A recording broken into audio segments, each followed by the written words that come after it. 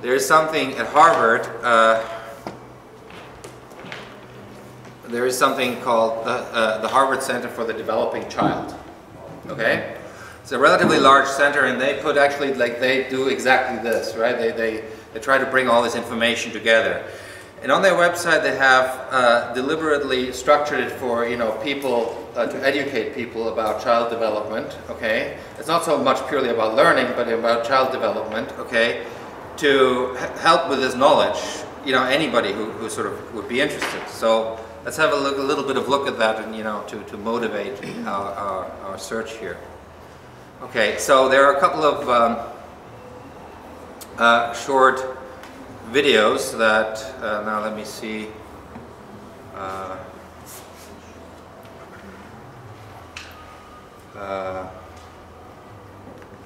so key concepts. There is a series of 3 videos. Okay, so let's just go through these. I don't know if this is going to be loud enough, but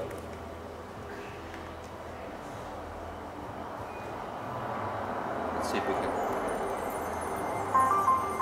Can you hear this? A child's experiences during the earliest years of life have a lasting impact on the architecture of the developing brain. Genes provide the basic blueprint, but experiences shape the process that determines whether a child's brain will provide a strong or weak foundation for all future learning, behavior, and health. During this important period of brain development, billions of brain cells called neurons send electrical signals to communicate with each other.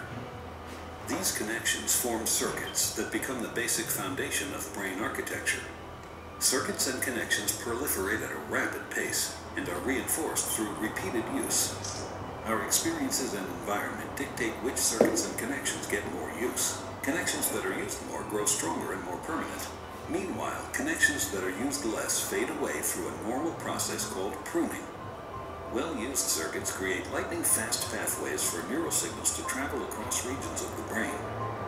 Simple circuits form first, providing a foundation for more complex circuits to build on later. Through this process, neurons form strong circuits and connections for emotions, motor skills, behavioral control, logic, language, and memory during the early critical period of development.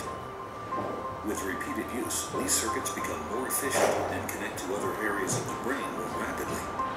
While they originate in specific areas of the brain, the circuits are interconnected. You can't have one type of skill without the others to support it. Like building a house, everything is connected, and what comes first forms a foundation for all that comes later.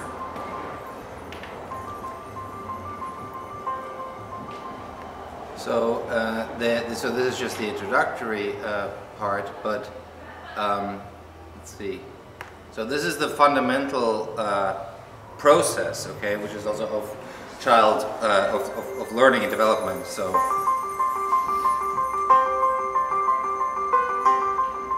The key to forming strong brain architecture is what's known as serve and return interaction with adults. In this developmental game, new neural connections form in the brain as young children instinctively serve through babbling, facial expressions, and gestures. And adults return the serve, responding in a very directed, meaningful way. It starts very early in life when a baby coos and the adult interacts and directs the baby's attention to a face or hand. This interaction forms the foundation of brain architecture upon which all future development will be built. It helps create neural connections between all the different areas of the brain, building the emotional and cognitive skills children need in life. For example, here's how it works for literacy and language skills. When the baby sees an object, the adult says its name. This makes connections in the baby's brain between particular sounds and their corresponding objects. Later, adults show young children that those objects and sounds can also be represented by marks on a page. With continued support from adults, children then learn how to decipher writing and eventually to write themselves. Each stage builds on what came before. Ensuring that children have adult caregivers who consistently engage in serve and return interaction, beginning in infancy, builds a foundation in the brain for all the learning, behavior, and health that follow. So just to sort of like shortcut, there's a whole number more, but to shortcut this a little bit, okay. There is a very long-lasting effect of this, right? So there is something called toxic stress, okay, and actually this is actually an important one to watch maybe. Let me do this one.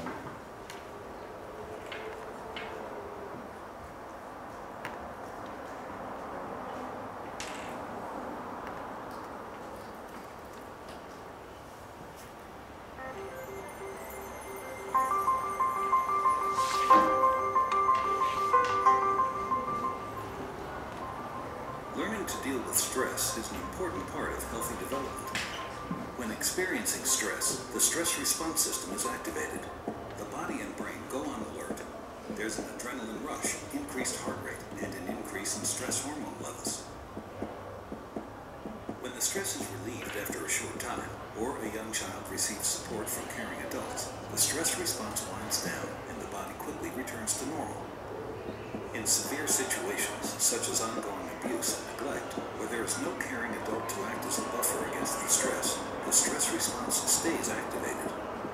Even when there is no apparent fear of harm, the extended absence of response from adults can activate the stress response system. Constant activation of the stress response overloads developing systems, with serious lifelong consequences for the child. This is known as toxic stress. Over time, this results in a stress response system set permanently on high alert. In the areas of the brain dedicated to learning and reasoning, the neural connections that comprise brain architecture are weaker and fewer in number. Science shows that the prolonged activation of stress hormones in early childhood can actually reduce neural connections in these important areas of the brain and just the time when they should be growing new ones. Toxic stress can be avoided if we ensure that the environments in which children grow and develop are nurturing, stable, and engaging. So, a consequence of this is actually there is a lot of like science that shows now, like by putting all these fields together, right, that if you have, say, toxic stress, you can predict things like learning problems in school later on because the brain architecture isn't there. You can even go like it's predictive of heart failure, it's predictive of diabetes, and all sorts of things. Okay, right? There's a relatively strong correlation there, right? And so this fundamental mechanism, okay, of how learning, at what kind of age builds what kind of architecture, okay, is what I meant, like putting into the science, into the technology universe, okay, because it's sort of like a base knowledge that can make your technology much more efficient, okay. So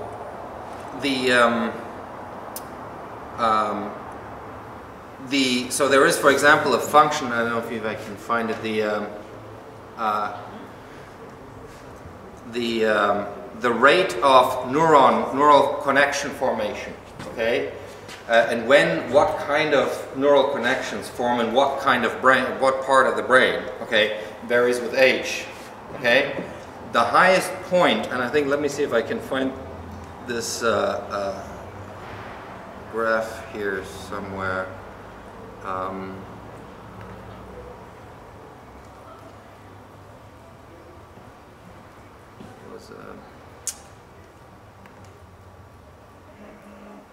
But I can anyway. I can tell you, like it's so at the peak, and I think it's like around 2 or 3 years old. In general, it's the brain forms like I think it's 700 new neural connections per second. It's amazing. It's amazingly fast. Okay, right? And then it sort of like starts to drop off. But then the language forming skill, for example, comes up, and so on and so forth. And reasoning comes later. And builds 700 per second. Yeah, so 700 new neural connections. It's amazing, right? But you can see, like, this knowledge that we have now, about. At what age? At what age? I think it's like 2 to 3. I can see if I can find the graph. Breed of child. Yeah. Every child. Okay. Every child. Yes. Let's see. Brain architecture maybe it's in here. So let's see here. So this is actually kind of interesting. For example.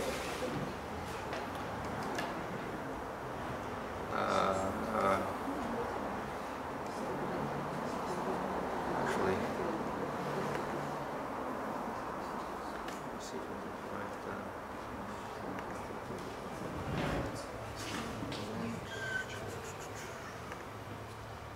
So this curve, for example, you know, it shows you, I guess it's relative, right? It's an interesting thing, right? That, you know, so here you're between birth, okay? Here you're at the age of 10, 2, 4, 6, 8, 10, as you can put it. And here it's 70, right? And that curve is the brain's ability to change in response to an experience, right? And that one is like how much of effort such change requires, right? And then there's sort of other, you know, other. I want to see the one that.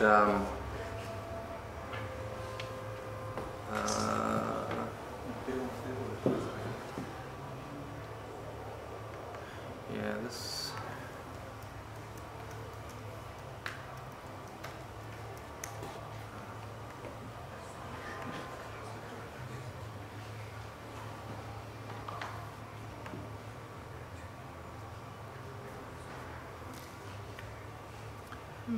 So 5 numbers.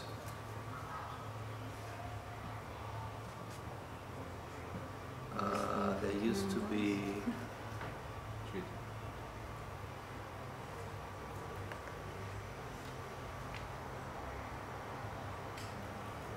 So these are images of like the neural density, okay, at newborn, 6 months and 2 years.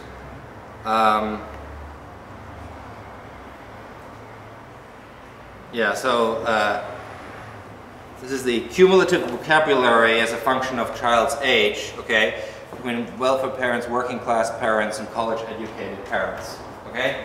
So anyway, so the point is, okay, this is a summary. Obviously, there's lots and lots and lots of science behind this, right? So, but if you want to optimize learning through your new concept and technology, right, then what I'm saying is like that should be sort of part of your technology part in the universe, you know, the scientific basis, right? Now, obviously you'll have to, it's not a matter of like, it's just this, you know, like, I mean, there is the educational system and, you know, there is a regulation of the educational space, right? There is, you know, all sorts of things like this, right?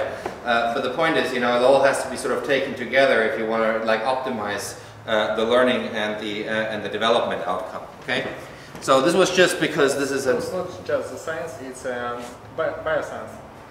This is actually so.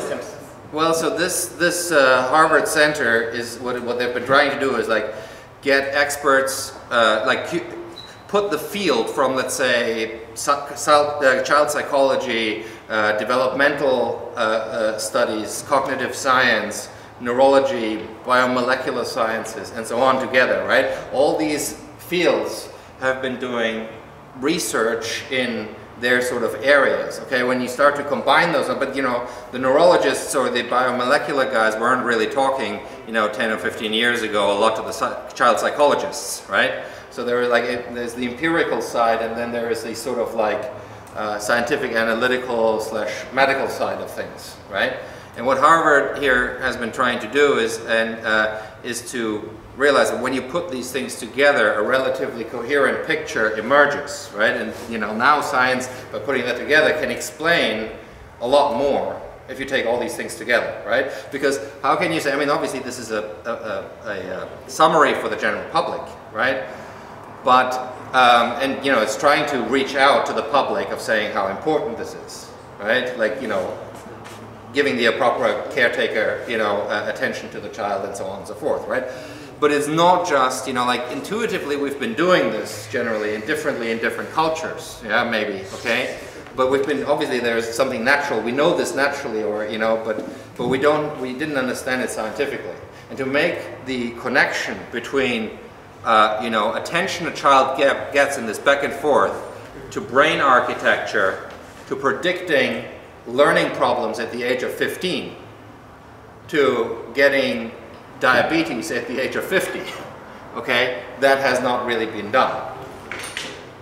You see what I mean? But it's because of this combination of the fields that you could actually start to make those connections.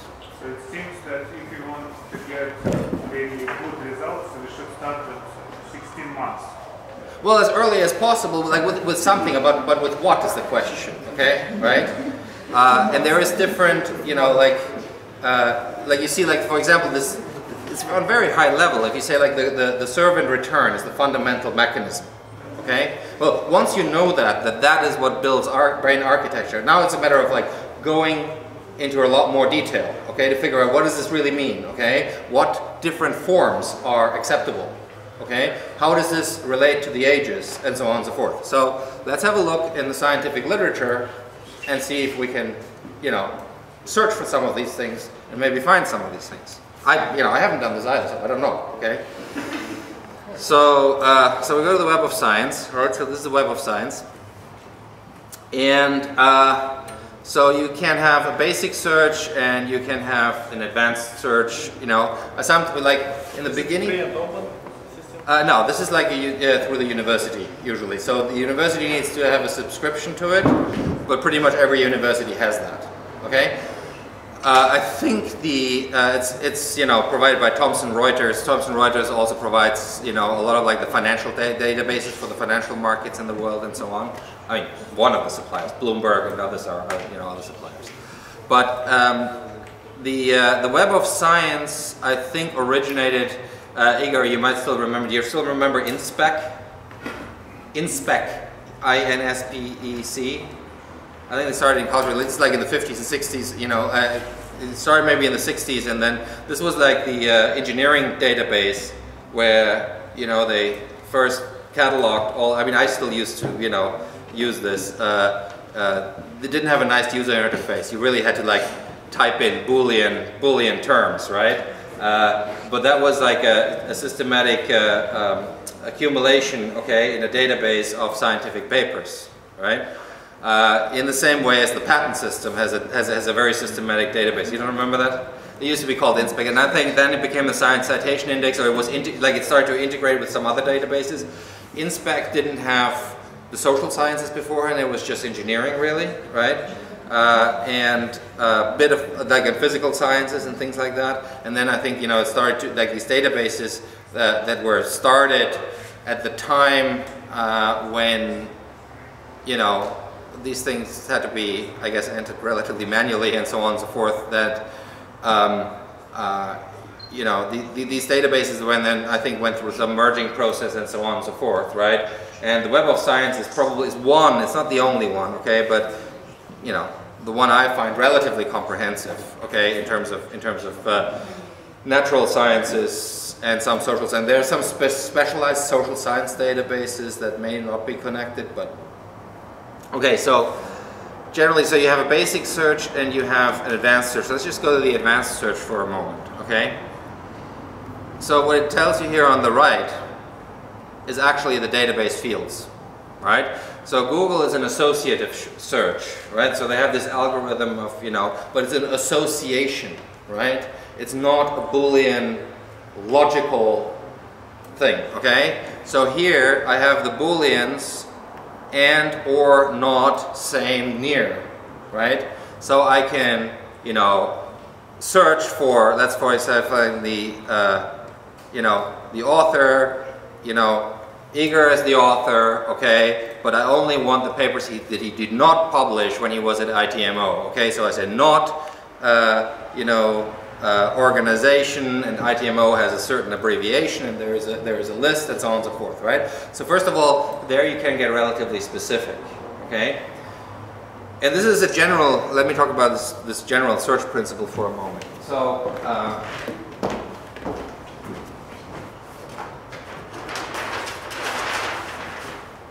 this is sort of this parametric space. Like when you do associative type searches, like in Google Scholar is a bit like, I mean, it's also getting more systematic, but it's really based on a different algorithm. sort of like you're searching for a term, right? And it connects you to something, and then, you know, you sort of jump around, you know, like this, trying to fill out the space, right? Whereas the advantage, the stepwise advantage, okay, of the Boolean type searches is that, I mean, it's very useful for us, I think, okay, because what we're looking for is all relevant information without having to read necessarily everything, right? But all we will, for the innovation process, there's a lot of benefit in knowing what exists without having to search, you know, read it all in the beginning. Like if I'm working in the narrow field, okay, of let's say surface kinetics of you know, aluminum gallium arsenide growth at low temperatures by metal organic chemical vapor deposition, okay. Whatever, I did that sort of stuff during my PhD, never mind. You know, like if I'm looking for that, okay, well then I know specifically, you know, in my PhD research, what am I looking for, okay? And you know, very quickly I sort of know all the groups that are working on this now, but here we're looking at a much, much wider field, right? So the advantage is that you start doing something similar, okay? You start somewhere with some sort of search term. Okay? And then you look at some of the abstracts and you learn some terminology. Like for example, in this process that we just seen the video about, okay? I don't know what's a generic term that is used by all the fields, okay? But we have learned the term toxic stress. It's a term that seems to be used in the field, okay? It's not like damaging stress or damaging strain or child uncomfortability or, you know, whatever, right? Okay? It's, you know, if the field